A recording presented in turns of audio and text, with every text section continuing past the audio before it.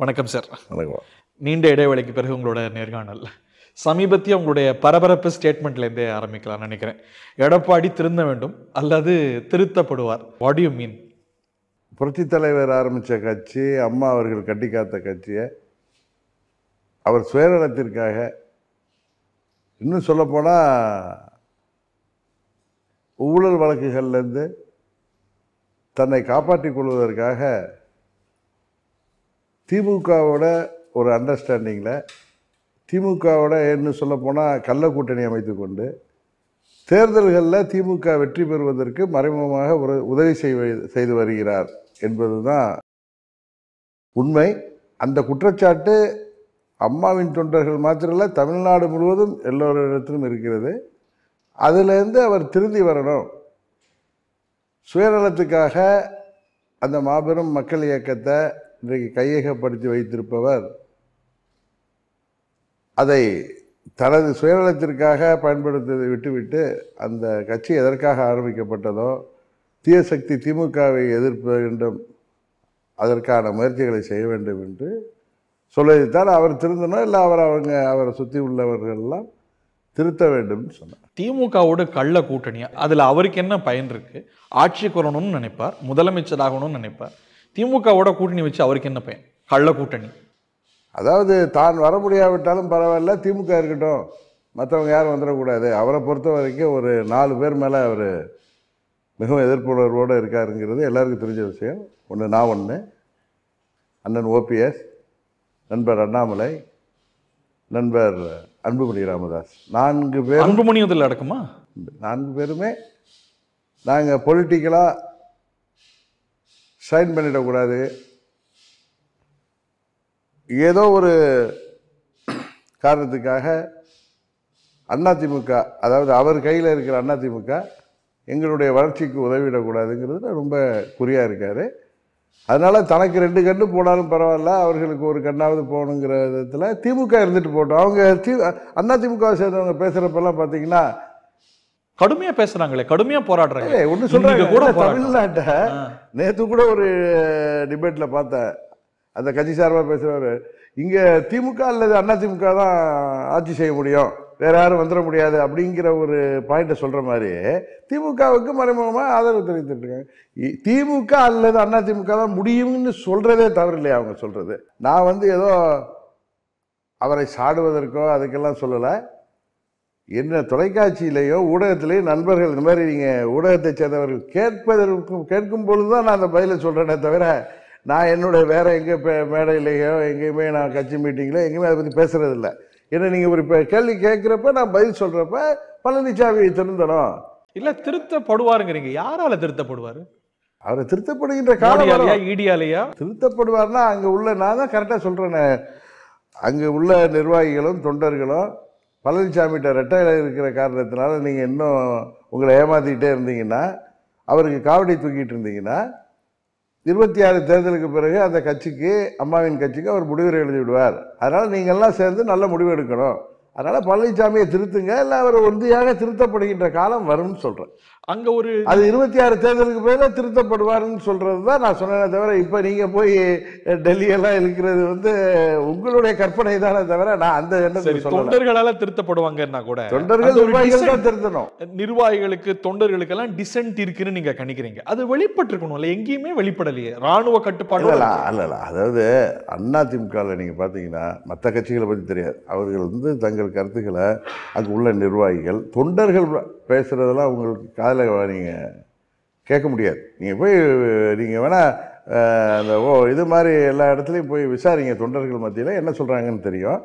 நிர்வாகிகளாக இருக்கிறவங்க இப்போ ஒவ்வொரு மாவட்டத்திலையும் அங்கே உள்ள மாவட்ட செயலாளர் இல்லை முன்னாள் அமைச்சர்கள் மூலம் அந்த பதவிக்கு நியமிக்கப்படுறது தானே. அது நியமித்து அதை தேர்தலை அறிவிக்கிறதுனால அவர்களெல்லாம் கட்டுப்பட்டு போயிடுவாங்க. ஆனால் அவங்களுடைய என்ன சொல்கிறது, மன குமுறல்களை அவங்களுக்கு தலைமையில் உள்ளவர்கள்ட்ட சொல்கிறது நம்மளுக்கே தெரியுதா. ஏன்னா அங்கே இருக்கிற நிறைய நிர்வாகிகள் எங்கள் நிர்வாகிகளை ஏர்போர்ட்டில் பார்க்குறப்பையோ ரயில்வே ஸ்டேஷனில் பார்க்குறப்பையோ அவங்க பேசுகிறதெல்லாம் எல்லாம் ஒன்றா சேரணும் அப்படிங்கிறதுல அவங்க எல்லாருமே பேசுறாங்க. என்கிட்ட யாரும் நேரா பேசல. ஏதாவது ஒரு ஃபார்முலா வெளிப்படணும் இல்ல? இவ்வளவு பேருக்கு இருக்குன்னு சொல்லப்படுது. ஆலோசனை கூட்டம் மாவட்டந்தோறும் நடந்தாங்க. அங்க வேற பிரச்சனை வந்ததே தவிர உங்களெல்லாம் சேர்த்துக்கணும்னு வரல, எல்லாரும் ஒண்ணு சேரணும்னு வரல. இல்லை அது அவங்க டைரெக்டாக அது மாதிரி பண்ணுற சுவாபம் உள்ளவர்கள் இல்லை. பொதுக்குழுலையும் வரலையா? அதுதானே அதுக்கான இல்லை பொதுக்குழுவிலலாம் அது மாதிரி வராது. நீங்கள் பொறுத்துருங்க. வரும். அது 26 தேர்தல் வரைக்கும் வேணா அவங்க வெயிட் பண்ணுவாங்க. அதுக்கப்புறம் என்ன நடக்கும்னு பாருங்க, அப்போ வரும்.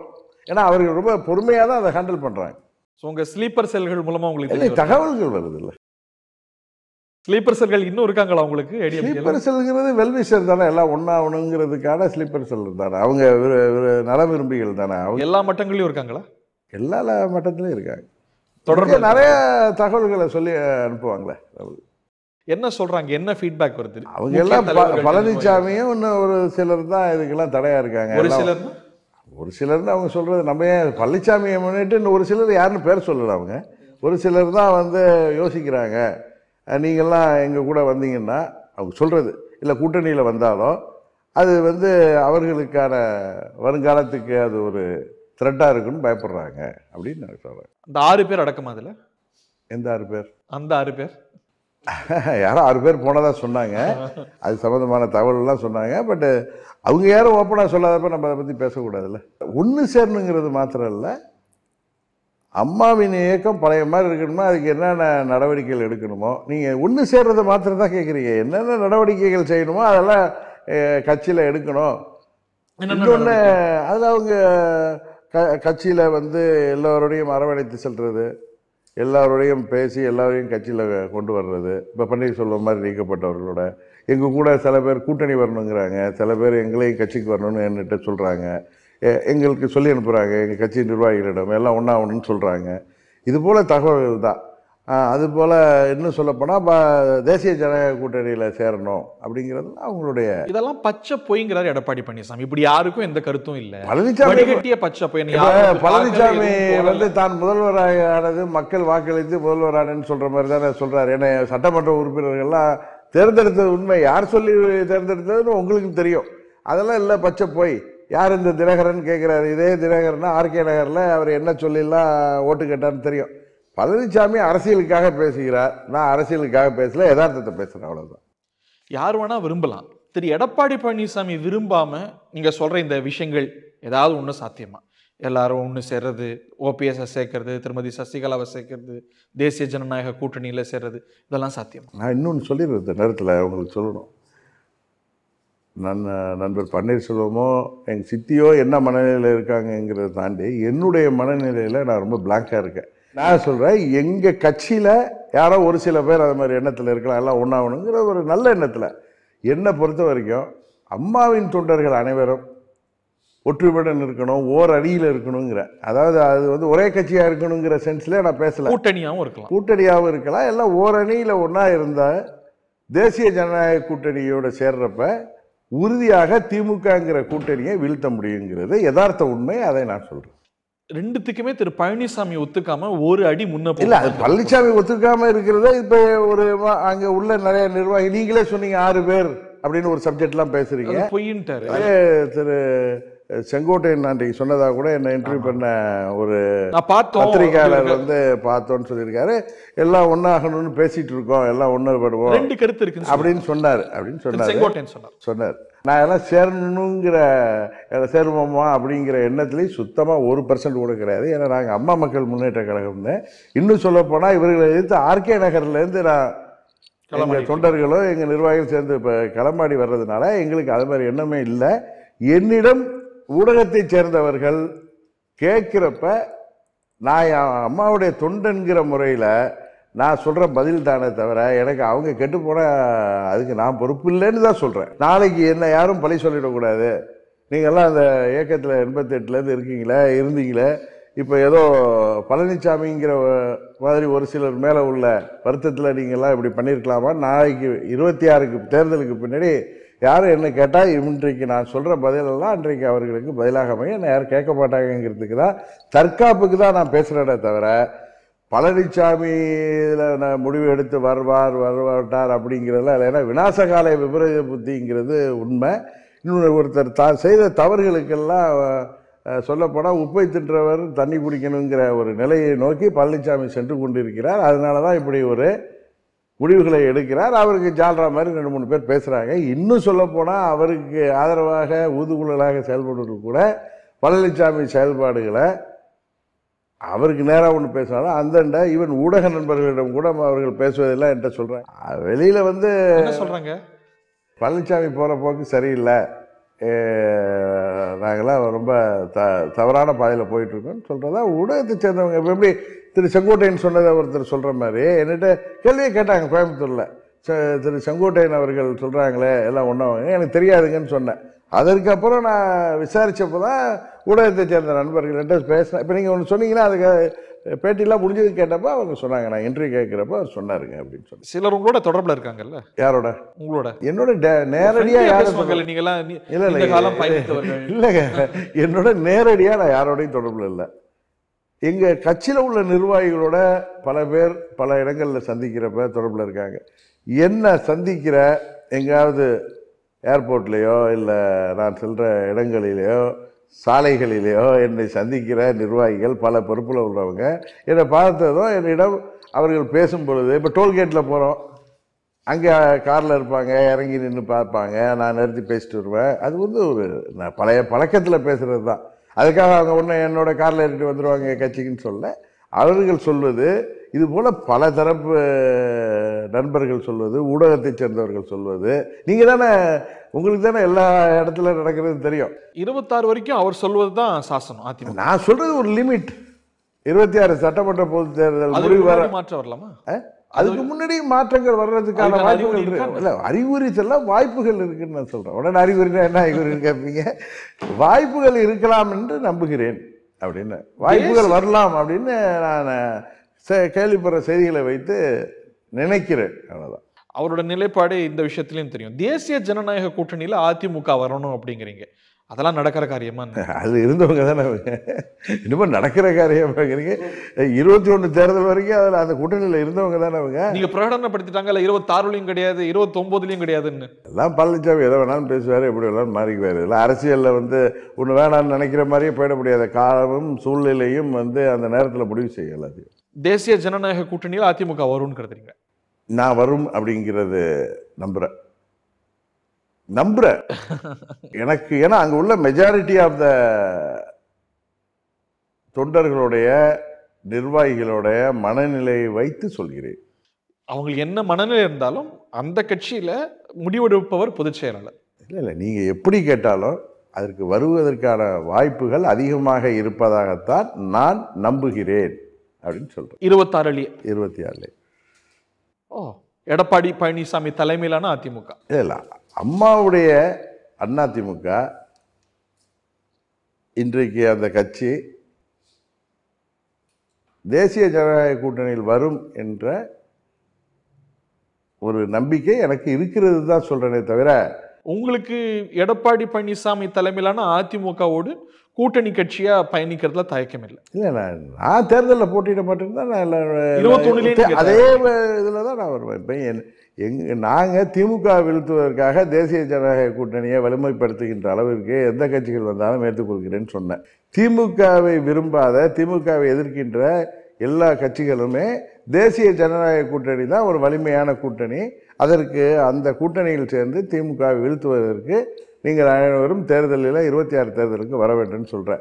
அதில் எந்த கட்சி வந்தாலும் எனக்கு ஒன்றும் பிரச்சனை இல்லை. ஒரு கால் பழனிசாமி வந்தால் நான் தேர்தலில் போட்டியிட மாட்டேன். நீங்கள் ஒதுங்கிப்பீங்க? டிடிவி தினகரன் தேர்தலில் போட்டியிட மாட்டேன். என்ன கணக்கு?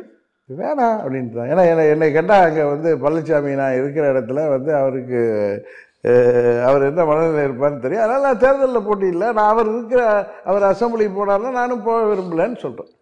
உங்கள் தொண்டர்கள் அவருக்கு பயமே நான் அந்த ஆர்கே நகர் தேர்தல் நின்னப்போ வந்தது தான்.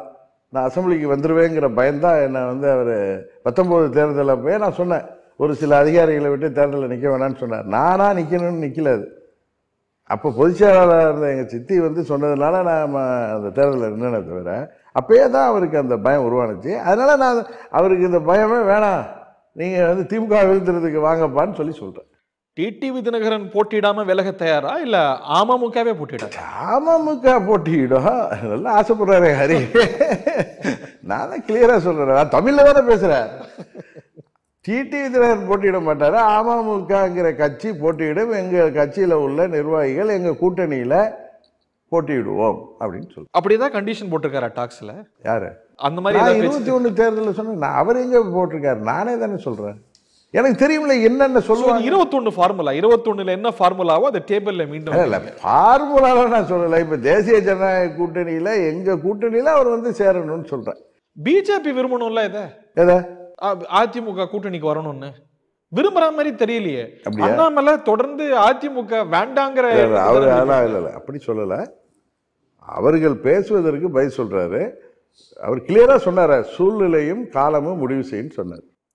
24ல அதுக்கான சூழல் வரும்போது உறுதியாக அதிமுக எதிர்ப்புல நின்னார். தனியா நிக்கிறது தான் நல்லதுன்னு பகிரங்கமா சொன்னார். அந்த நிலைப்பாடுல இருந்து அவர் மாறி நீங்க இருக்கிறதா ஒரு போர்ஷனை கட் பண்ணிட்டு சொல்றீங்க. இவங்க அண்ணாமலை அவர்கள் பாரதிய ஜனதா கட்சியின் தலைவராக வந்ததுலேருந்து அவரை நியமிச்சது டெல்லி, அவங்களுடைய டெல்லி தலைமை. அவர் வந்ததுலேருந்து இவர்கள் எப்படி, நான் 2017 ஆர்கே நகர் இடைத்தேர்தலில் போட்டியிடுவேன் வந்ததுக்கப்புறம் எப்படி பழனிசாமிக்கு ஏதோ ஒரு உறுத்தல் வந்ததோ, அது மாதிரி கொங்கு மண்டலத்தைச் சேர்ந்த திரு அண்ணாமலை அவர்களை பாஜக தலைமை பொறுப்புக்கு கொண்டு வந்தாங்கல்ல, நியமிச்சாங்கல்ல, அதுலேருந்து அவருக்கு வந்து பிஜேபி மேலே ஒரு வெறுப்புணர்வு வந்து ஒரு நேரத்தில் அண்ணாமலை இருந்தால் நாங்கள் கூட்டணியில் வரமாட்டேன்னு சொன்னாங்களே அவங்க. அவங்களுடைய பிரச்சனை அண்ணாமலை தான். இங்கே எப்படி டிடிவி தினகரன் பிரச்சனையோ அது மாதிரி அண்ணாமலைங்கிற ஒரு தனிநபர்கிட்ட உள்ள பிரச்சனை தான். இப்ப டிடிவி தினகரன் உறுத்தல், அன்புமணி உறுத்தல், அண்ணாமலை உறுத்தல், இவ்வளவு உறுத்தலையும் தாண்டி எப்படி அமையும் இந்த கூட்டணி? ஒட்டுமா அமைஞ்சா அதிமுக வரும் என்ற நம்பிக்கை இருக்கு. அது பல வித் பழனிசாமியா வித்தவுட் பழனிசாமியாங்கிறத நீங்க பார்த்து முடிவெடுங்க. இல்லைன்னா உங்க கட்சி வித்தவுட் பழனிசாமி, ஏன்னா நீங்க தானே சொல்றீங்க பழனிசாமி தான் ஒத்து வர மாட்டாருங்கிறது எல்லாருக்கும் தெரியுது. அதனால நான் சொல்றது அந்த நிர்வாகிகளுக்கும் தொண்டர்களுக்கும் என்கிட்ட நிறைய பேர் எல்லாம் ஒன்னா ஒன்று சொல்றவங்களுக்கு இந்த சமயத்தில் நீங்க கோட்டை விட்டு 26 தேர்தலில் கூட்டணிக்கு வரலன்னா ரெட்டையில அவர் வச்சிருக்காருங்கிற படபலம் இருக்குன்னு அவர் பின்னாடி நின்னீங்கன்னா உங்களை நீங்க ஏமாத்திக்காதீங்கன்னு சொல்றது. அதுக்கு தானே நான் அன்னைக்கே சொன்னேன், அவருக்கு ரெட்டையில கிடைத்தது டெம்பரரி தான், அது ஒன்றும் முழுமையா இல்லை. மறுபடியும் அது ஏன்னா நீதிமன்ற தீர்ப்புக்கு உட்பட்டது தானே அன்னைக்கு ஈரோடு இடைத்தேர்தல் கொடுத்த போய் சொன்னாங்க. அதுக்கப்புறம் ரெட்டையில ஒதுக்கப்பட்டப்பெல்லாம் தேர்தல் ஆணையம் கிளியரா சொல்லியிருக்க நீதிமன்ற தீர்ப்புக்கு உட்பட்டது அப்படின்னு. சின்னத்துக்கு சிக்கல் வரும்னு கருதுறீங்களா? வாய்ப்பு இருக்கா? இல்ல பழனிசாமிக்கு சிக்கல் வரும்னு சொல்றேன், அவ்வளவுதான். நான் அப்படிதான் சொல்றேன். நீங்க உடனே சின்னத்துக்கு வருவா பழனிசாமி செய்த அந்த மாடிஃபிகேஷனுக்கெல்லாம் பிரச்சனை வரலாம். நான் வந்து நிறைய சட்ட போராட்டங்களை சந்திச்சவங்கிற முறையில் நான் பார்த்து சொல்றேன். ஏன்னா என்னென்ன தவறுகள் நடந்திருக்குன்னு எனக்கு தெரியும். இப்ப சாதிக்கலி ஜட்ஜ்மெண்ட்லாம் இதுல வராது. இப்ப அதனால அது வேற கட்டம் சார். இப்ப நீங்க வந்து புரட்சி தலைவர் வைத்திருந்த என்ன பைலாலாம் அவர் என்ன அந்த பைலா அடிப்படையை நீங்க ஃபவுண்டேஷன் அடிச்சுட்டு வேற வீடு கட்டுற மாதிரி கட்டிருந்தீங்கன்னா சார் இதெல்லாம் கொஸ்டினபிள். நம்ம 2 பேரும் எதுக்கு பேசிட்டு உங்களுக்கு தான் தெரியுமா, இந்த மாசத்துல 1 மாசம் பொறுத்துங்க எல்லாம் தெரிய போகுது. வித்தவுட் பழனிசாமிக்கான வாய்ப்பு இருக்கு, அதுக்கான ரோட் மேப். ஏன்னா அரசியல்ல எல்லா வாய்ப்புகளும் தானே இருக்கு. ஏன் பழனிசாமி பெரிய அவரு பரமசிவன் அவரு பொதுச் செயலாளர் சார், வீட்டை வச்சிருக்கிறார் சார். என்ன வீட்டை வச்சிருக்காரு? ஒரு பொதுக்குழு கூட்டணும்னா 1/3 சேர்ந்தாங்கன்னா கூட்டி போடலாம் தெரியுமில்ல. கூட்டினாங்கல்ல, ராணுவ கட்டுப்பாடோட அவர் வந்து 26ல முதலமைச்சர் ஆக்கிறதுக்கு தான் சொல்லுறாங்க. அவரை சேர்ந்தவங்க கூட்டினாங்க சார். இப்ப அவர் நீங்க என்ன கேட்டீங்க, அவரை வந்து அவருக்கு எதாவது கூட்ட முடியுமா? கூட்டுறது சட்டத்துல இடம் இருக்கு சார். சட்டத்துல 26க்கு முன்னாடி வாய்ப்பு இருக்கு. அதுக்கான அறிகுறிகள் தெரியுதா உங்களுக்கு? அறிகுறிகள் தெரியுதா இல்லைன்னா எல்லா அரசியல்ல வந்து ஃபிராக்ஷன் ஆஃப் செகண்ட்ல எல்லாம் மாறும். ஏதோ நடக்குது இல்லை, நடக்கலாம், நடக்கும். அம்மாவுடைய கட்சி தலைவர் கட்சி தவறான பாதையில் போயிட்டு இருக்கு. அது சரியாவதற்கு இயற்கை வழி செய்யும் நான் சொல்லியிருக்கிறேன். இயற்கையே அதை தலைமையகம் டெல்லியில இருக்கா? உங்களுக்கு இயற்கைலாம் இல்லை, இயற்கைக்கு போய் டெல்லிக்கு அதுக்கு இல்லை, இயற்கை மேல இருக்கிற இயற்கை. டெல்லி சோர்சஸ் ஏதோ சொல்லி, எனக்கு எந்த டெல்லி சோர்ஸ் சொல்ல. நான் அன்னைக்கு டெல்லிக்கு போனதுல இருந்து வந்து என்ன ஊடகத்து பயணத்தோட ரகசியம் ஒன்னு ராசியில் என்னோட நான் தான் சொல்றேன். என்னுடைய தனிப்பட்ட பயணம், என்னோட பிரைவேட் விசிட்டு. நான் எந்த அரசியல் தலைவர்களையுமே நான் சந்திக்கலன்னு சொல்றேன். ஏன்னா நான் போயிருந்தப்ப அங்கே திரு அண்ணாமலை கூட டெல்லியில் வந்திருந்தாரு. நான் அவர்கிட்ட கூட ஃபோனில் பேசினேன். அவர் வேற வேலையா டெல்லியில் இருந்தார் இன்னைக்கு. தெரியுமா? நீங்க அப்படி இருந்தாங்களாமே? இல்லை, எங்க சித்தி வரல. அப்படியும் சும்மா நான் ஏதோ ஒரு தொலைக்காட்சியில தான் பார்த்தேன். எங்க சித்தி எங்க கூட எல்லாம் வரல. நானா என்னோட உதவியாளர் தான் போனோம். அது ஏற்கனவே திட்டமிட்ட இது. நான் ஒரு திருமண நிகழ்ச்சிக்காக போனேன். அப்படியே சில அரசியல் தலைவர்கள் யாரையும் பார்க்கல. நான் இங்கேருந்து காலம்புற 10 மணி ஃப்ளைட்டில் ஏறினேங்க. அங்கே போகிறதுக்கு 2 மணி ஆகிட்டு சாயங்காலம் 6 மணிக்கெலாம் அந்த நிகழ்ச்சிக்கு போயிட்டு நான் திருப்பி ஹோட்டல் வர்றது 9 மணி. அடுத்த நாள் 10 மணிக்கு நான் ஏர்போர்ட்டுக்கு வரணும்னா எத்தனை மணிக்கு கிளம்பிருக்குன்னு தெரியும். அங்கே அண்ணாமலை இருக்காருங்கிறது தெரிஞ்சுது. ஏன்னா அவர் ஏற்கனவே அங்கே டெல்லிக்கு போயிருந்தார். அங்கே அன்றைக்கி அதுதான் தெரியுமா உங்களுக்கு? அவர் அண்ணாமலை போனது உங்கள் தொலைக்காட்சியில் அவர் வந்திருக்காரு தெரிஞ்சுட்டு நான் சும்மா அவருக்கு ஃபோன் பண்ணேன். அவ்வளோதான். நீங்கள் ஒரு கூட்டணியில் இருக்கிறீங்க. அதாவது டெல்லியில் இருக்காங்க. ஆனால் அவர் அதிமுக கூட்டணியை விரும்பலை தானே? அதை வந்து அவர் இன் ஆஸ் மெனி வேர்ட்ஸ் வெளிப்படுத்துறார். 5 முனை போட்டின்னு இப்போ வெளியில சொல்றார். ஆமாம் ஆமாம். அவர் வந்து அதிமுகவை விமர்சனம் தான் செய்கிறார். அவருக்கு அவர் வந்து எடப்பாடி பழனிசாமிக்கு விருப்பம். நான் வந்து சொல்கிறேன், அது கட்டாய கல்யாணம் நான் சொல்லுறேன் சார். நான் கிளியராக அன்னைக்கு சொன்னேன், இன்னைக்கு சொல்கிறேன். பாஜக தலைவராக அவர் சொல்கிறார், நான் ஒரு அம்மாவுடைய தொண்டனா. நீங்கள் கேள்வி கேட்குறப்ப நானா போய் அதிமுகலாம் வான்னு எங்கே நின்று ரோட்டில் நின்று கூவுறது கிடையாது. நீங்கள் என்ன இது மாதிரி கேள்வி கேட்டு தொலைவி கேட்குறப்ப அது நான் டெல்லிக்கு போயிட்டு வந்த போதும் என்னை போட்டு துருவி எடுக்கிறீங்க. நீங்களா போல அனுமானங்களை பண்ணிட்டு நான் ஓப்பனாக சொல்லிட்டேன்ப்பா, இது ப்ரைவேட் விசிட். நான் எந்த தலைவர்களையும் பார்க்கல, யாரையும் சந்திக்கலை. நான் வந்து என்ன தனிப்பட்ட பயணம் அது போயிட்டு வந்திருக்கேன். அதுக்கப்புறம் 4 டிபேட்டுக்கு டாபிக் கொடுத்துட்டீங்க. நீங்கள் எடுத்துக்கிறீங்க. ஒரு ஏதோ ஒன்று நடந்தால் அதை வந்து நீங்கள் உங்களுக்கு என்ன சொல்கிறது, உங்கள் அந்த பத்திரிகையாளர் மூளை வந்து அப்படி வேலை செய்யுது. நான் போனது யதார்த்தமாக ஒரு திருமண நிகழ்ச்சிக்கு ரிசப்ஷனுக்கு போயிட்டு வந்துட்டேன். பல திருமணங்களில் கூட்டணி முடிவாக இருக்குது, உங்களுக்கு தெரியாது. இது வந்து என்னுடைய நண்பர் வீட்டு திருமணம். அதுக்காக சர்ச்சுக்கு போயிட்டு நான் வந்துட்டு சவுத் எக்ஸ்டென்ஷன் ஏரியாவுக்கு போயிட்டு அவங்க வீட்டுக்கு போயிட்டு வந்தேனே தவிர பாஜக தேசிய தலைமை இப்படி ஒரு வலுவான கூட்டணி அமையணும்னு விரும்புதா? இனி இந்த டெல்லி பயணத்தை விட்டுருங்க, பாஜக தேசிய தலைமை இப்படி ஒரு வலுவான கூட்டணி அமைந்தா 26ல நல்லதுன்னு நினைக்கிறா? நான் யார்ட்டையும் அது மாதிரி பேசல. ஜென்ரலாக இல்லை, எனக்கு தெரிஞ்ச வரை பிஜேபி லீடர்ஸு இங்கே உள்ளவங்களும் சரி அங்கே உள்ளவங்களும் சரி இந்த கூட்டணி பலப்படணும்னு நினைக்கிறேன். நீங்க விரும்பக்கூடிய அந்த வலுவான என்டிஏ கூட்டணி அப்படிங்கிறதுடைய காம்போசிஷன் என்ன? நீங்க ஒரு கணக்கு வச்சிருப்பீங்கல்ல, யார் யாரெல்லாம் இருந்தா வலுவா இருக்கும்? அதாவது திமுகவை எதிர்க்கிற, திமுக வரக்கூடாதுன்னு நினைக்கிற கட்சிகள் தேசிய ஜனநாயக கூட்டணி தான் திமுகவை வீழ்த்தக்கூடிய கூட்டணி, அதுக்கு வரணும். நீங்கள் போய் தனித்தனியாக நின்று திமுகவுக்கு உதவி செய்து விடாதீர்கள், திமுக எதிர்ப்பு வாக்குகளை பிரித்து விடாதீர்கள்ங்கிற சென்ஸில் தான் நான் சொல்கிறேன். யார் யார் வரணும் அப்படின்லாம் சொல்லலை. இந்த பதிலும் நான் உங்களுக்கு தெரியும் என்கிட்ட கேட்கறதுனால சொல்றேன் தவிர இல்லை, நான் அதை பத்தி பேசவே போறதில்லை. எந்த கம்போசிஷன்ல வலுவா இருக்கும்னு நினைக்கிறீங்க அதிமுக? இப்ப இருக்கிற என்டிஏ பிளஸ் நான் கிளியரா சொல்லிட்டேன். யாரெல்லாம் திமுக ஆட்சி சரியில்லை, திமுகங்கிற ஆட்சியை வீழ்த்தணும்னு நினைக்கிறாங்களோ, தனியா நின்னோம் இல்லை வேற ஏதோ கூட்டணி அமைக்கிறேன் அப்படிங்கிற பேர்லையோ கட்சிகளை 1-2 கட்சிகளை சேர்த்துக்கிட்டு திமுகவுக்கு மறைமுகமாக உதவி செய்து விடாதீர்கள், திமுகவுக்கு அது வெற்றி வாய்ப்பை கொடுத்து விடாதீர்கள், அந்த கூட்டணியை வீழ்த்த வேண்டும் என்பதற்காக தேசிய ஜனநாயக கூட்டணி வலுவான கூட்டணி அதற்கு வாருங்கள் சொல்கிறேன். இதில் இந்த கட்சி அந்த கட்சியில் எந்தெந்த கட்சிகள் இருக்கோ அத்தனை கட்சிகளுக்கும் வரணும், வந்தால் நல்லா இருக்கும் அப்படிங்கிறது என்னுடைய கட்சிகள் தானே பிராக்டிக்கல். அதிமுக வரலாம், தேமுதிக வரலாம், பிளஸ் இப்போ இருக்கிற தேஜக, அதை தாண்டி வேற ஏதாவது இருக்காங்களா? நான் வந்து இந்த கட்சி அந்த கட்சின்னு நான் வந்து எதுவும் சொல்லலை. நாளைக்கு தினகரன் அவருக்கு அழைப்பு கொடுத்தார், இவருக்கு அழைப்பு கொடுத்தாருன்னு அவங்களுக்கு தர்ம சங்கடத்தை ஏற்படுத்துவீங்க. அது இல்லை, திமுகவை எதிர்க்கிற கட்சிகள் எங்கள் கூட்டணிக்கு வரணும், ஆதரிக்கிற கட்சியில் அந்த கூட்டணியில் இருக்கிற மாதிரி எதிர்க்கிற கட்சிகள் வரவே முடியாது. யார் வர முடியாது? விஜய் வர முடியாது. எனக்கு தெரியல, அது வந்து எனக்கு தெரியல. இப்போ பாருங்களேன், இப்போ இன்னைக்கு கூட நான் தொலைக்காட்சியில் பார்த்தேன், நண்பர் திருமாவளவன் என்ன சொல்கிறாரு, திராவிட கட்சிகளோட நிறைய கருத்து வேறுபாடுகள் இருந்தாலும் என்னுடைய பொது எதிரி வரக்கூடாதுங்கிறதுக்காக நான் அந்த கூட்டணியில் இருக்கேன்னு சொல்கிறாங்க. அதனால் அவங்களுக்கு உள்ள அந்த கருத்து வேறுபாடுகள் எல்லாம் விட்டுட்டு திமுகவை வீழ்த்தணும், முதல்ல மக்களுக்கு நல்லாட்சி வரணும்னா இந்த அணிக்கு வந்து ஆதரிக்கலாம். எனக்கும் உங்களுக்கும் ஒரே கொள்கை இருந்தால் நம்ம 2 கட்சி எதுக்கு? கொள்கைங்கிறது வேற, நீங்கள் எல்லாத்தையும் குழப்பிக்கிறாங்க. அவங்க அதுக்கு தகுந்த மாதிரி பேசுகிறாங்க. கொள்கைங்கிறது வேற, ஒரு தேர்தலுக்கான கூட்டணிங்கிறது வேற. அது கட்சிகள் வந்து ஒரு ஆட்சியை வீழ்த்துறதுக்காக வர்ற கூட்டணி. அதில் வந்து ஒரு கட்சி வர்றதுனால ஒன்றும் அவங்களுக்கு வந்து எந்த வித கெடுதல் நடந்துட போகிறதில்ல. திமுக ஆட்சியை அது குடும்ப ஆட்சி, இன்றைக்கு தவறான ஆட்சி போகுது, மக்களை ஏமாற்றுகின்ற ஆட்சி அப்படின்னு நினைத்து அதற்கு எதிராக செயல்படுகிற கட்சிகள் எங்கள் கூட்டணிக்கு வரணும்னு சொல்லுங்கள். நீங்க இப்படி ஒரு கணக்கு போடுறீங்களா? அதிமுகவும் விஜயும் ஒரு அலவரிசையில வர்ற மாதிரி தெரியுது. அந்த கூட்டு அமைஞ்சாலே அது வலுவான கூற்று இல்ல. அவங்க தேமுதிக ஏன் ஒரு பாமக வந்துருச்சுன்னா அது ஒரு வலுவான கூட்டா இருக்காதா? நான் ஒன்றும் எந்த கட்சியை பற்றியோ நான் குறைத்து மதிப்பிடுவேன் இல்லை, யாரை பற்றி தவறான வார்த்தைகள் பேசுவேன்னு இல்லை. எங்களை பற்றி யார் விமர்சனம் செய்தால் அவர்களுக்கு தக்க பதிலடி கொடுப்போமே தவிர, நானாக ஒவ்வொரு கட்சியை பற்றியும் அவர்கள் இப்படி அப்படின்னு சொல்கிறதுக்கான சுவாபம் உள்ளவன் அல்ல.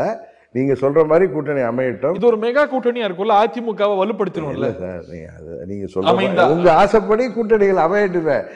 என்னுடைய விருப்பம் தேசிய ஜனநாயக கூட்டணி இன்னும் வலுப்பெறணும், அவ்வளோதான். நாங்கள் தான் உறுதியாக திமுகவை வீழ்த்தக்கூடிய கூட்டணி நாங்கள் தான் நான் ரொம்ப ஆணித்தனமாக நம்புகிறேன். அதற்கு மற்ற கட்சிகள் வரணும், வந்தால் நல்லா இருக்குன்னு நீங்கள் கேட்குற கேள்விக்கு நான் பதில் சொல்கிறேன். ப்ராக்டிக்கல் இம்ப்ளிகேஷன் பாருங்களேன். விஜய், அதிமுக, தேமுதிக, பாமக இந்த மாதிரி கட்சிகள்லாம் கூட்டணி அமைத்தா அது ஒரு மெகா. பாமக எங்க கூட்டணியில் இருக்காங்க? ஒருவேளை அப்புறம் எந்த கட்சி வேணாலும் எங்க வேணாலும் மாறலாமே. அது ஒருவேளை அப்படிங்கிற யூகத்துக்குலாம் நம்ம ரெண்டு பேரும் உட்காந்து பேசுறது பாக்குறவங்களுக்கு அது ஒரு காமெடியா தெரியும்.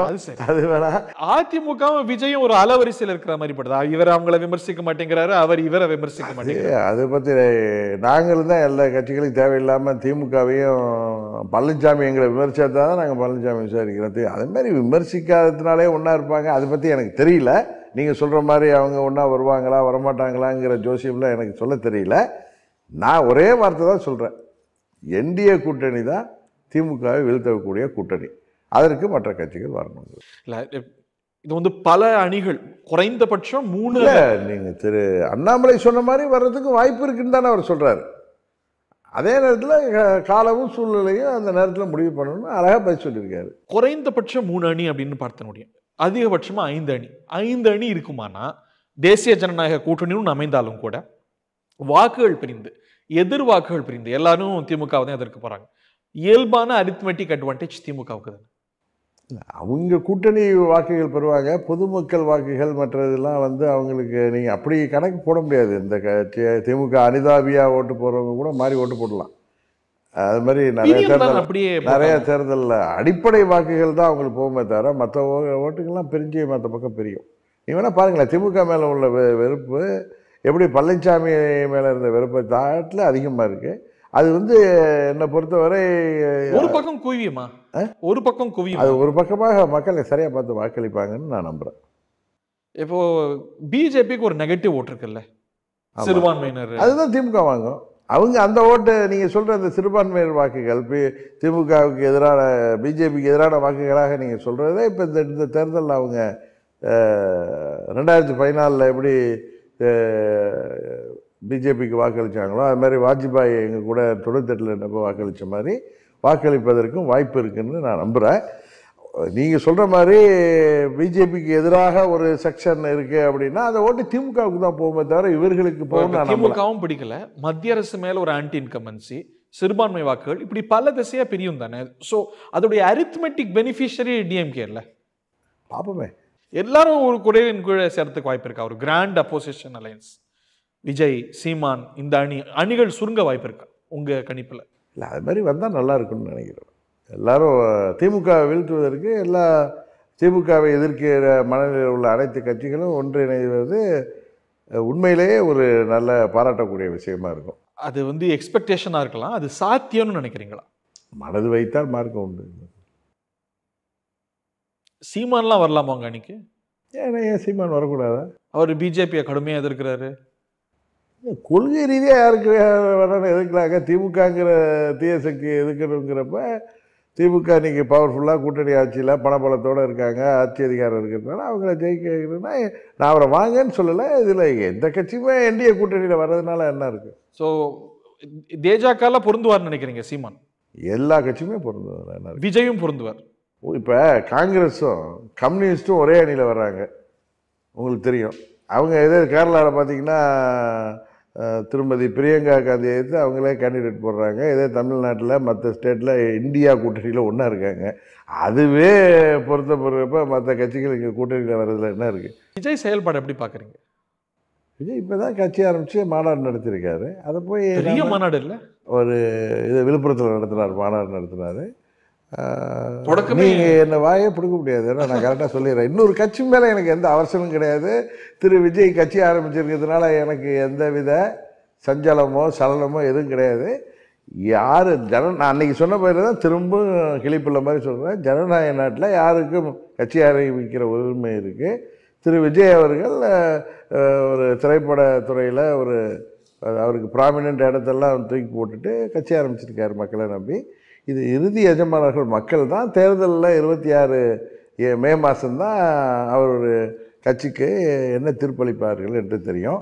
அதை பற்றி நம்ம அவர் செயல்பாடை பற்றிலாம் நம்ம எதுக்கு போய் சொல்லிட்டு நம்மளும் இன்னொரு கட்சியோ, நீங்கள் உங்கள் மாதிரி ஊடக வல்லுநர்கள் தான் இன்னொரு கட்சி எப்படி செயல்படுது அப்படின்னு சொல்லுங்க. நாங்கள் கிரவுண்ட் அரசியல் இன்னொரு கட்சி பார்த்தவர் சார்.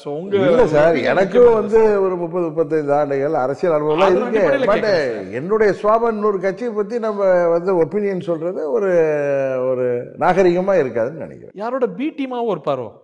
நான் அதை பற்றிலாம் எதுவும் சொல்ல விரும்பல. காலம் ஏதாவது கத்திரிக்காய் முத்துனா சந்தைக்கு வந்து தானே ஆகணும். அவர் சந்தைக்கே வரமாட்டேங்கிறாருங்கிறது நீங்க சொல்றீங்கல்ல, ஒரு கட்சி யாருக்கோ பீட்டம்னா அது உண்மையா வெளிப்பட்டுற போகுது. ஒர்க் ஃப்ரம் ஹோம் அரசியல் செய்யறாருங்கிற அது அவருடைய ஸ்டைல். ஜெயலலிதா கூட உடல்நிலை சரியில்லாத கட்டத்துல தான் பெரியார் அண்ணாவெல்லாம் வீட்டுல வச்சு மரியாதை செலுத்தினாங்க. இப்பயே அவர் பணியூருக்கு அவரை தானே கேட்குறீங்க. என்ன போய் கேட்டா அவர் ஒர்க் ஃப்ரம் ஹோமா இல்ல வெளியில பார்வை என்னன்னு புரிஞ்சுக்கதான். நான் என்னுடைய பார்வை, நான் அதை பத்தி நான் ஒன்றும் எந்த வித பார்வையும் இல்லை. அவருக்குன்னு ஒரு ஸ்டைல் இருக்கலாம், அவர் பண்ணுறாரு. மக்கள் தானே சார் எஜமானர்கள். நம்ம எதுக்கு இன்னொரு கட்சியை பற்றி நம்ம பேசிக்கிட்டுன்னு நினைக்கிறேன். அது ஒரு நல்ல ஜனநாயக நாட்டில் அது ஒரு நாகரிகமான செயல்பாடு. கருத்துரிமை இருக்கிற நாடு சார். கருத்துரிமையாக தேவையில்லாம நான் ஹரியை போய் அவருக்கு ஹரி இப்படி தாடி வச்சு நல்லா இல்லைன்னு சொல்ல முடியுமா? நீங்கள் கேட்டீங்கன்னா நான் சொல்லுவேன், இன்னொருத்தர் கேட்டால் சொல்லுவேன். இன்னொரு விமர்சனத்தை நீங்க எதிர்கொள்வீங்க. எல்லாரும் சேர்றது ஒரு பக்கம், நீங்க திரு ஓபிஎஸும் சசிகலாவும் சந்திக்க மாட்டேங்கிறாங்க. நீங்க 3 பேரும் கூட ஒரு அணியா வர மாட்டேங்கிறீங்க. ஒருங்கிணைப்பு குழுன்னு இருக்கிறாங்க. இப்போ நானும் ஓபிஎஸும் அடிக்கடி சந்திச்சுக்கிறோம். நானும் தேனியில் ஒரு வீடு எடுத்து வச்சிருக்கேன். நாங்கள் எங்கே பார்த்தாலும் சந்திச்சுக்கிறோம். என்னுடைய நிகழ்ச்சிக்கு அழைத்தால் அவர் அங்கே இருக்கிறப்ப வருவார். நானும் அவருடைய நிகழ்ச்சிக்கு கூப்பிடுறதுக்கு போகிறேன். சசிகலா அவரும் ஒரே ஒத்த கருத்துல தானே இருக்கிறாங்க. பார்த்துக்க கூட இன்னொன்று நீங்கள் இதே கல்யாணிக்கு கேட்டாங்க, நான் அதை பதில் சொன்னேன். அதாவது அவங்க அதிமுகவை மீட்பேன்னு அவரும் அதிமுகவுடைய பொதுச்செயலாளர்னு அவங்களும் அதிமுக கொடியோடு அவர்கள் செல்கிறார்கள். நான் அம்மா மக்கள் முன்னேற்ற கழகங்கிற கட்சி, எங்களுடைய கொடியே அம்மாவுடைய கொடி. இதில் நாங்கள் எல்லாம் ஒத்த மனநிலையில் இருக்கோம். அம்மாவுடைய தொண்டர்கள் அனைவரும் வருங்காலத்தில் செயல்படலாமே. 3 பேர் நாங்கள் 3 பேர் தேவையான பொழுது நிச்சயமாக நீங்கள் சொல்கிற மாதிரி ஒரே நானும் ஒரு பன்னீர்செல்வமும் இந்த தேசிய ஜனநாயக கூட்டணியில் இடம்பெற்றிருக்கோம். அது மேலே நாளைக்கு தேவையான பொழுது நாங்கள் அவர்களோட கை கோர்க்க எந்தவித உறுத்தலும் இல்லை. 3 பேரும் சசிகலாவுக்கும் உங்களுக்கும் ஓபிஎஸ்க்கும் சசிகலாவுக்கும் ஒரு அணியில் இருக்கிறதுக்கோ ஒரு மேடையில் தோன்றதுக்கோ எந்த சங்கடமும் இல்லை. எனக்கு யாரோட அவர்கள் இருவரோட ஒரே மேடையில் தோன்றதுக்கு எந்தவித என்ன சொல்றது, எந்தவித அச்சமோ இல்லை எந்தவித தயக்கமோ இல்லை. மிஸ்டர் சசிகலாவோட உங்களுக்கு முரண்பாடு எதுவும் இல்லையா? யாருடைய அவங்கள்ட்ட எனக்கு என்ன முரண்பாடு இருக்கு? அவங்க அந்த கட்சியை பொதுச்செயலாளர் தான். அவங்க சட்ட ரீதியாக போராடிட்டு இருக்காங்க. தமிழ்நாட்டில் ஒரு முக்கியமான இஷ்யூவாக அண்ணா யூனிவர்சிட்டியில் நடந்த சம்பவத்தை பார்த்துருப்பீங்க. அது ஒரு பெரிய தாக்கத்தை ஏற்படுத்தியிருக்கு. உங்கள் பார்வை? ஆமாம், இது இது உண்மையிலே ரொம்ப மிகவும் ஒரு கண்டிக்கத்தக்க வேண்டிய விஷயம். இது போன்ற ஒரு நீ தமிழ்நாட்டில் நடக்காம அரசாங்கம் பார்த்துக்கணும். இதில் என்னென்னா, எப்போ சாதிக் பாட்சா பார்த்தா திமுக நிர்வாகியாக இருக்கார். இதை பார்த்தா அன்றைக்கி ஊடகங்களில் எல்லாம் பார்த்தோம்னா இதில் அந்த ஞானசேகரனா அவர் துணை முதல்வரோடு நின்று ஃபோட்டோ எடுத்திருக்காரு. சாதாரண யாரோ ஒரு பப்ளிக்காக போய் ஃபோட்டோ எடுத்திருக்காரா என்னன்னு தெரியல. உங்களுக்கு தெரியாத உங்களோட 1000 பேர் ஒரு நாள் ஃபோட்டோ எடுப்பாங்க. இல்லை அதேமாதிரி ஃபோட்டோவா அவர் திமுகவை சேர்ந்தவர்னு சொல்கிறாங்க. அது அவங்க தான் அதுக்கு சரியான பதிலை சொல்லணும். இன்னொன்று, இந்த வழக்கில் சம்பந்தப்பட்டவர்கள் யாராக இருந்தாலும் அவர்கள் தண்டிக்கப்படுவதன் மூலம் இது போல் தவறுகள் செய்த இது மாதிரி கொடுமைகள் செய்வதற்கு வருங்காலத்தில் யாரும் முன்வரக்கூடாதுங்கிறது தான் இதில் நான் அரசியலாக பார்க்க விரும்பவில்லை. இது ஒரு நம்ம வீட்டில் ஒரு பொண்ணுக்கு நடந்தது தான் நினைக்கிறேன். இன்றைக்கி அந்த எஃப்ஐஆர் லீக் ஆனது கூட ஒரு பேரோட. பெரிய அது வந்து ரொம்ப டிவியில் நான் பார்த்துட்டு ரொம்ப மனசு வருத்தப்பட்டேன். ஏன்னா இது நீதிமன்றங்கள் உச்ச நீதிமன்றமே சொல்லியிருக்கு. Direct வருது. எனக்கு கூட இப்போ கேள்விப்பட்டேன் தேர்தல் இது தேசிய மனித உரிமை ஆணையம் வந்து நடவடிக்கை சொல்லி இதில் காவல்துறை நடுநிலையாக இருந்து இது போன்ற தவறு செய்தவர்களுக்கு கடுமையான தண்டனை பெற்றுத் தருவது, இது போன்ற நிகழ்வுகள் வராமல் இருக்கிறதுக்கு அவங்க வீட்லேயும் பொம்பளை பிள்ளைங்க இருக்குது, அவங்க வீட்லேயும் இதே மாதிரிலாம் நடந்துடாமல் இருக்கணும்னா இன்னும் என்னென்னா அவன் பல கேஸுகள் இருக்குங்கிறாங்க. அவன் பால ஃப்ரீயாக நடமாடிட்டு பிரியாணி விற்றுக்கிட்டு இருந்திருக்காரு. அது எப்படி என்னங்கிறது தெரில. ஏற்கனவே இது மாதிரி அவர் நான் ஊடகத்தில் பார்க்குறது தான் இதே மாதிரி வழக்கு இருக்குது, யாருடைய இதை மாதிரி தவறாக நடந்துக்கிட்டது என்ன எப்படி அவர் அவ்வளோ சுதந்திரமாக திரும்பவும் அங்கே உள்ளாரெல்லாம் போயிருக்காரு என்னங்கிறது எனக்கு தெரியல. ஆனால் இது போன்ற நிகழ்வுகள் நம்ம அனைவருக்குமே ஒரு என்ன அது தலைகுனிவை ஏற்படுத்திக்குது. இப்போ எப்பயுமே கொலைகள்லாம் நடக்கும், அதெல்லாம் வேறு. இப்போ திமுக ஆட்சி வந்ததுக்கப்புறம் இந்த போதை மருந்து கலாச்சாரம் அதிகமாகி கூலிப்படைகள் நிறையாகி 5000க்கும் 10,000க்கும் கூட கொலை பண்ணுற அளவுக்கு இன்றைக்கு கூலிப்படைகள் பெருகிட்டு இளைஞர்கள் வேலைவாய்ப்பு கிடைக்காம அவர்கள் நிறைய பேர் கூலிப்படையாக மாறிக்கிட்டு வர்றது, மாணவர்களே போதை மருந்து விளக்கத்திற்கு அடிமையாகி இன்றைக்கு பல தவறுகளில் ஈடுபடுற அளவுக்கு இன்றைக்கு நாட்டிலுமே போயிட்டு இருக்கிறது எல்லாருக்கும் அது வருத்தம் தரக்கூடிய விஷயம். இதில் நான் அரசியலாக சொல்லவில்லை. இருக்கின்ற அரசாங்கம் இன்னும் ஒரு வருஷமாக இருக்குது, நீங்கள் இதில் சரியாக இரும்பு கரம் கொண்டு இது போன்ற நடவடிக்கைகளை தடுக்க வேண்டும். இங்கே எல்லாரும் சொல்கிற மாதிரி முதல்வர் குடும்பத்தை தவிர யாருக்குமே பாதுகாப்பு இல்லைங்கிற அளவிற்கு இன்றைக்கு தமிழ்நாட்டின் நிலைமை போய்கொண்டிருப்பது மிகவும் வருந்தத்தக்க ஒரு விஷயமாக நான் பார்க்குறேன். ஈரோடு இடைத்தேர்தல் வருது, இன்னொரு ஈரோடு இடைத்தேர்தல். இது யாருக்கு லிட்மஸ் டெஸ்ட்னு நினைக்கிறீங்க? முதல்ல இது தேர்தலில் எப்போ வருதுன்னு பார்ப்பேன். ஏன்னா இன்னும் ஒரு வருஷம் தான் இருக்குது அடுத்த தேர்தல். வருமானு சந்தேகப்படுறீங்களா? வரட்டும், வந்த நேரத்தில் பார்த்துக்குவோம். வந்தால் போட்டிடுவீங்களா? எங்கள் கூட்டணி சார்பாக நாங்கள் பேசி உறுதியாக அது தேர்தலில் உறுதியாக போட்டிவிடுவோம். நாங்கள் ஓபிஎஸ் தரப்பில் பேசுகிறவங்கலாம் என்ன சொல்கிறாங்க, ஈரோட்டில் தான் இலை கிடச்சிது, ஈரோட்லேயே போகும் பாருங்கிறாங்க. அந்த மாதிரிலாம் நம்பிக்கை இருக்குது இல்லை அது ரொம்ப ஃபார்ஃபெஸ்டா? இலை வரும் போங்கிறத தாண்டி தேர்தல் ஆணையம் இப்பொழுது வந்து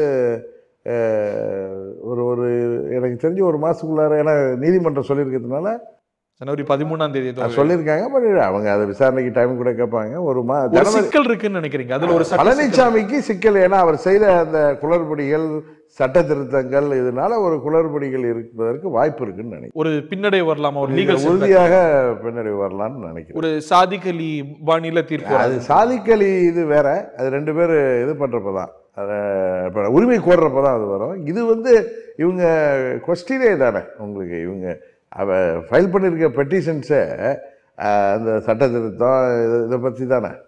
சிக்கல்லாம் சின்னத்துக்கு தெரியல, அது தெரியல எனக்கு. தேர்தலுக்கு முன்னாடி அது மாதிரி ஆகுமா என்னங்கிறதெல்லாம் நான் ஆர்வடெல்லாம் சொல்ல விரும்பல. பழனிசாமிக்கு நிச்சயம் வருங்காலம் வந்து சிக்கலான காலமாக தான் இருக்கும். ஏன்னா நான் பொதுவாக ஜென்ரல் பிரின்சிபலை சொல்கிறேன். அவர் செய்த வினைகளுக்கெல்லாம் எதிர்வினை நடக்கும். அவர் செய்ததுக்கெல்லாம் உப்பை தின்றவர் பழனிசாமி அண்ணன். அதுக்கு தண்ணீர் குடிக்கிற காலம் அதை நோக்கி போயிட்டுருக்காரு. கெடுவான் கெடு நினைப்பார் மாதிரி செயல்பட்டு இருக்காரு. விநாச காலை விபரீத புத்திம்பாங்க. அது போன்ற செயல்பாடு அவருடைய நடவடிக்கைகளிலும் பேச்சுகளிலும் தெரிகிறது. ஒரு நாடு ஒரு தேர்தல், அதில் உங்கள் பார்வை என்ன? ஏன்னா அதில் அந்த இதில் அதில் ஒன்றும் நான் அந்த சட்ட வடிவத்தெல்லாம் பார்த்தேன். அதில் ஒன்றும் எதிர்கட்சிகள் சொல்கிற மாதிரி ஒன்றும் பயப்படுற மாதிரிலாம் எதுவுமே இல்லை. எவ்வளோ பறந்துபட்ட தேசம் சார், அதை ஓர்மைப்படுத்துறது அப்படிங்கிறது இல்லைங்க. இப்போ பார்லிமெண்ட் தேர்தல் வந்து ஒரு நாடு ஒரு தேர்தல் தான் நடக்குது. அதோட சேர்த்து அசம்பிளிக்கு கொண்டு வரதுனால என்ன இவங்க பயப்படுறாங்கன்னு தெரியல. அதான் 34 தானே அதை இம்ப்ளிமெண்ட் பண்ண போகிறேங்கிறாங்க. டைம் டேபிள் பின்னாடி ஒரு அதிபர் ஆட்சி முறையை நோக்கி போகுது. அது என்ன அதிபர் ஆட்சி? அப்பயே எல்லா கட்சியும் போட்டியிட தானே செய்ய போகுது. இப்போ 2 கட்சி தான் போட்டியிடலாங்கிற சிஸ்டம்லாம் கொண்டு வரல. இதே மாதிரி கூட்டணி இப்போ பார்லிமெண்ட் தேர்தல் எப்படி நடந்துச்சோ அதே மாதிரி தான் நடக்க போகுது. அதில் அசம்பிளிகள் இப்போயும் நிறைய ஸ்டேட் சேர்ந்து நடக்குது பார்லிமெண்ட்டோட. அதே மாதிரி அப்பயும் நடக்க போகுது. அவ்வளோதான்.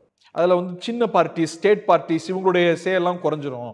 இந்த தேசிய கட்சிகளுக்கு, குறிப்பாக ஆளுங்கட்சிக்கு அது ஒரு பெரிய சாதனை. மக்கள் வந்து பார்லிமெண்ட்டுக்காக ஒரு வாக்கோ ஒரே நேரத்திலேயே அசம்பிளிக்கு ஒரு மாதிரி வாக்களிக்கிற அளவுக்கு மக்களுக்கு வந்து விழிப்புணர்வு இருக்குது. அதனால் அதே மாதிரிலாம் எந்த வித இதுவும் வராது. எனக்கு தெரிந்து அதே மாதிரிலாம் எந்த குழப்பமும் இருக்காது. இது எதிர்க்கட்சிகள் மத்திய ஆள்ற பாஜக கொண்டு வர்றதுனால அதை எதிர்த்து பண்ணணும், அவங்க அரசியல் பண்ணுறதுக்காக செய்கிறாங்களே தவிர இது ஒன்றும் அது இன்னும் யாருக்கும் பயமுறுத்துறதுக்கோ இல்லை ஜனநாயகத்துக்கோ எதுக்கும் எந்தவித அச்சுறுத்தலும் இல்லைங்கிறது தான் என்னுடைய கருத்து. 26ல அமமுக தேசிய ஜனநாயக கூட்டணி தான், உங்களுக்கு வேற ஆப்ஷன்ஸ் இல்லை. வேற விருப்பம் இல்லை. இது இந்த அணியில தான், இந்த அணிக்கு நல்ல வாய்ப்பு இருக்குன்னு கருதுறீங்க? உறுதியா நம்புறோம். ரைட், பார்ப்போம். Thank you very much. தேங்க்யூ.